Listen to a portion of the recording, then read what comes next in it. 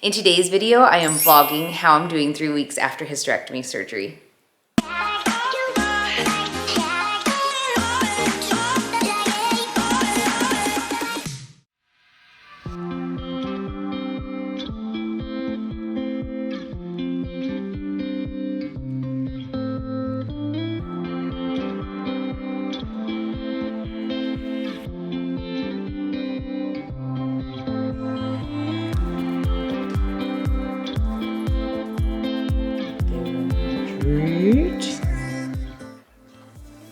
All that hair. Hey guys, I just got back from walking the dogs, so always do a morning walk. I always need the dogs to get out for a walk or else they'll drive me nuts, just like children. They need some outside time. Look, I still have these in and I just want to show you guys. But I bought these, the wave block things that are supposed to have like less radiation emitted when you're wearing your AirPods. Did I get had, or is that like, is it for real? Anybody else? Okay. And I'm also wearing my Boston Marathon jacket. I ran the race in 2016, 1 year after my first breast cancer diagnosis, and I'm love that I'm able to wear this. So today in Phoenix, it's the first cool day of the fall season. It is mid-October. We had a huge wind, like gusty storm last night, so it brought the temperatures really low and it's really nice. So I got to wear this jacket, which is perfect because yesterday was the first in-person Boston Marathon since COVID. It's normally in April, but they changed things because of COVID. So anyway, seeing that memory, I posted something on my story on Instagram. If you guys don't follow me, you can find me there in real time at Marina Blackford. Also, if you have personal breast cancer questions that you think I might be able to give you my opinion on, you can direct message me there. And I've had several people do that and I'm happy to get back to them within like a day. So anyways, on my Instagram story yesterday, I shared it was the first in-person Boston Marathon. So in 2015, I was diagnosed with breast cancer. At the time, I was training and about to run the Phoenix Marathon. I am determined, more so than my training, because my training was not even the best that year, but I was so determined and I had to do a biopsy. Let's back up. I went to get my genetic testing done and my first mammogram done, and they said, your mammogram doesn't look great, we need you to do a biopsy. And I, being my stubborn self, was like, I have a marathon to run next week. So I ran the Phoenix Marathon the next week, and 1 week after I had a biopsy done. And that biopsy was the one that came back positive that I had invasive ductal carcinoma, breast cancer. So I had the most instant high and low within a couple weeks time that I qualified for this race I'd been training for and trying to qualify for 3 years. And I did it. I qualified by like just 2 minutes under the time. And then that next week I had to go do a biopsy. And it was just a really strange time because I'd never had such exciting news and the worst news together.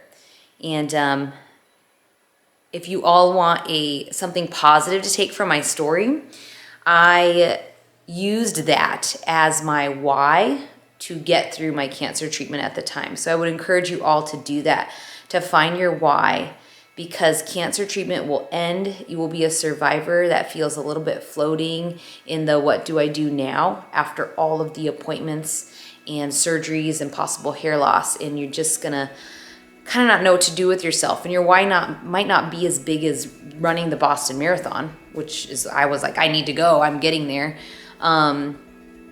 Your why might be as simple as like, I want to be able to do daily walks again and feel good, and I want to, you know, I don't know how to take you there, except that Boston was huge. But my why now has been my children. I want to feel well, to be able to have fun and play with them, and to be able to run again. Those have been my whys this past time. So anyways, first time Boston Marathon was my why.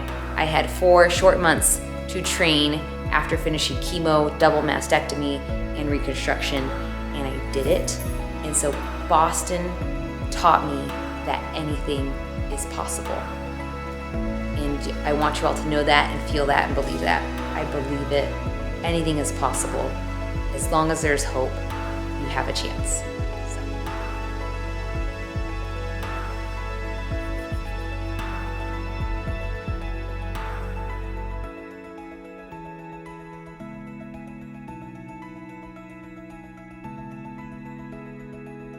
Right, first errand of the day is grocery shopping. I go once a week, not usually twice. If I need more than that, then it's because I'm going to maybe Target or Costco or something to fill in. But once a week, grocery store. Now that I can buy organic whole milk at Costco, that's been awesome. I don't run out of that as much. The kids drink whole milk. Capri is 1 year old, so she's drinking cow's milk just like Easton now. I'm a big... I personally am big on doing organic, and that has been since I was diagnosed with breast cancer the first time. So now I try to buy mostly organic. I know not everyone can afford that. I think the key with some of that is to just do what you can. You know, if there's some things you can buy organic, wash your produce, and have a variety in your diet. I think that's key. I mean, that's something I have to remind myself of daily. Like, have I eaten enough fruits and vegetables? For breakfast, I had oatmeal this morning.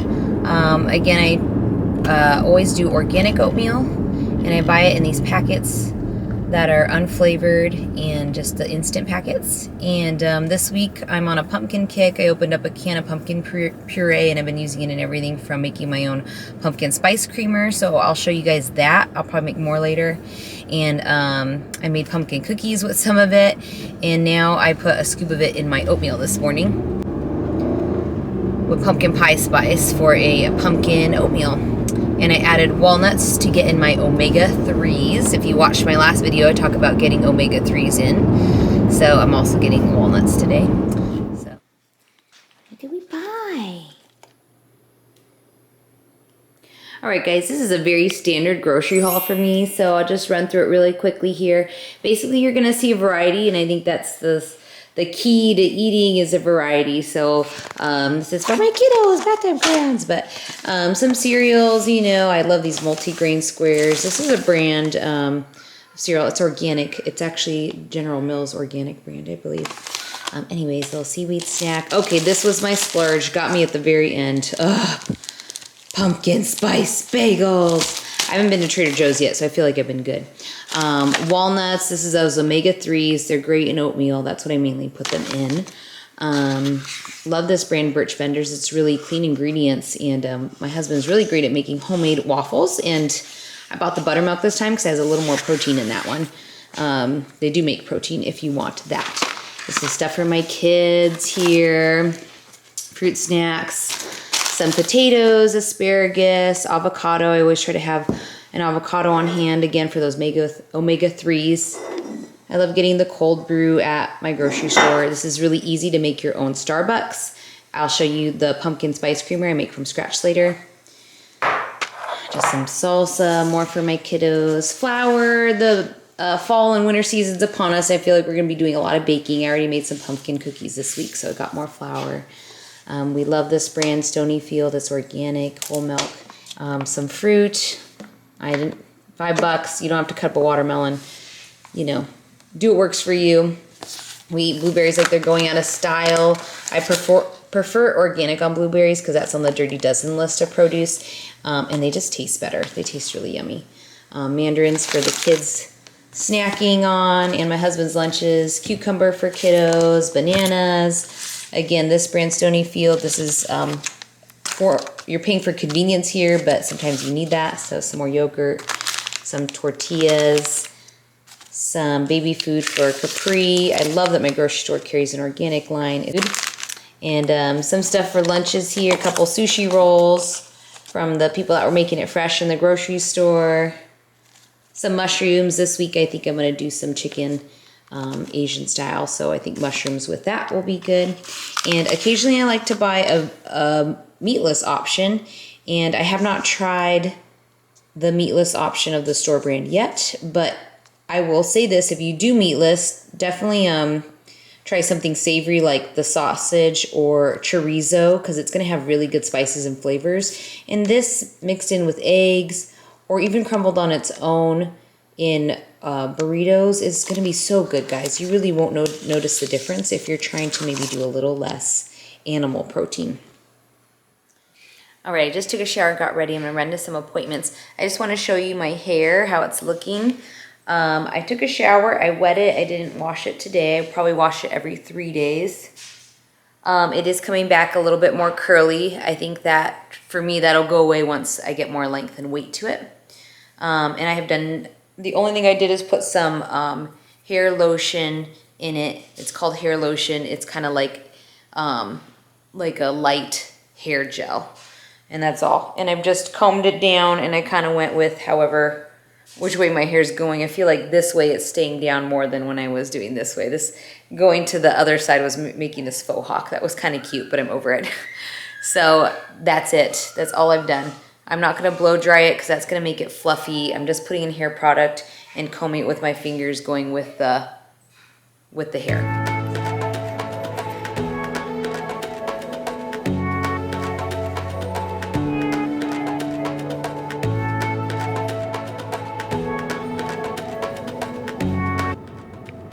These are my brows, tinted and waxed, and this is no brow makeup on them, so I love getting them tinted when I get them waxed. I feel like it defines them really good. All right, guys, so I just did my follow-up at my gynecological oncology office. He is here in Phoenix, and he has done the most of these surgeries in the Valley, and he did a great job. So I saw his nurse practitioner today, and 3 weeks after surgery, everything looks great. The incisions are so small, they're healing great. The restrictions are as follows. So I've been walking every morning because I feel that's fine. I've had no pain. So it's the same. They really just want me to wait to run or do heavy lifting for until 6 weeks. So I need to wait another 3 weeks to do that and then just kind of like ease into it. It's a total of 8 to 12 weeks until you can put anything in the body. So, and my other restriction is no baths or swimming or hot tub for a total of 8 weeks. So, still got to avoid that. 8 to 12 weeks. No, she said 8 weeks. So another 5 weeks that I cannot use our hot tub, which I love doing. And baths, I love doing. I love a weekly bath where you can just soak with some Epsom salt and relax. So 5 more weeks to avoid that. But I'm thankful everything is healing great. I'm feeling good. I'm totally cleared to go back to work, which I will do next week. Back to my part-time dental hygiene gig. So all good news. I'm feeling good. And that's the update.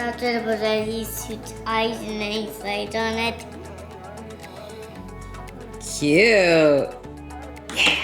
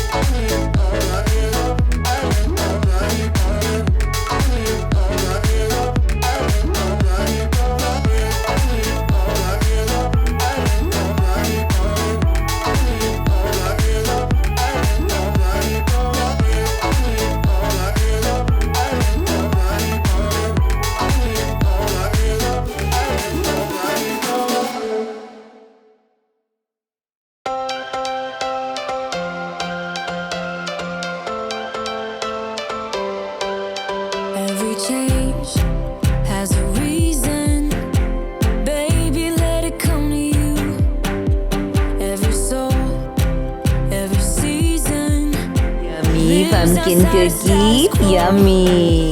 This is what I did with the rest of the pumpkin. Made some homemade pumpkin cookies. I can link the recipe down below for you guys. Yummy.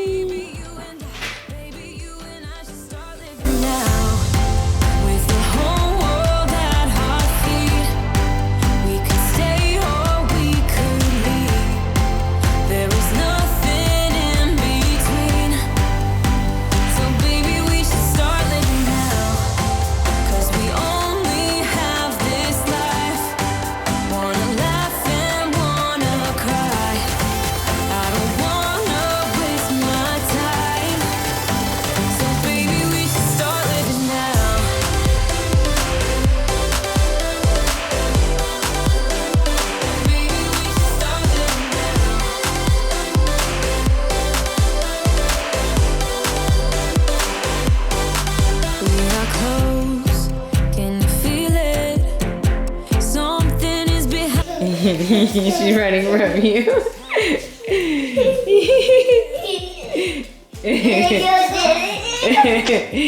You guys. So guys, that is how I'm doing 3 weeks after having hysterectomy and oophorectomy surgery to remove my ovarian cancer risk. I am feeling good, I'm doing well. I hope you are all doing well too. Thank you for being here. Make sure you subscribe. Again, you can find me on Instagram at Marina Blackford, and like, share, and I'll just see you all in the next video. Thank you, have a great day.